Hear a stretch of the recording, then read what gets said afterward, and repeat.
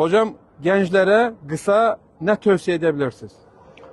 Bismillah ve salatu ve selamu ala Resulillah. Gənc qardaşlarıma 3 tövsiyə elə bilərəm. Birincisi, onu tövsiyə eləyərdim ki, namazınızdan möhkəm yapışın.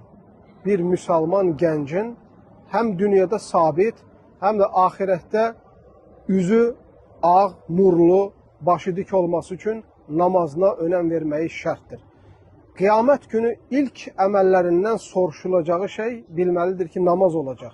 Muhammed sallallahu aleyhi ve sellem dünyadan köçərkən son vəsiyyəti namazınızı qoruyun olmuşdur.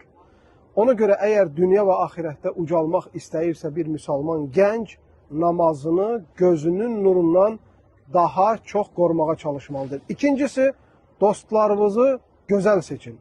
Yanlış dostlarla seçməyin. Ya bir gözəl dost səni ən yüksəklərə, təpələrə çıxardacaq, ya da səni yerə vurub darmadağın olmağına səbəb olacaq. Üçüncüsü isə gənclik Allahın verdiyi bir böyük nemətdir və bu təkrarlanmaz.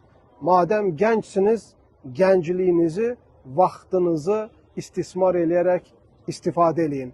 Elm öyrənin, elinizi əməl eləyin, hədəfiniz açıq olsun və məqsədiniz hər zaman göz qabağında olsun.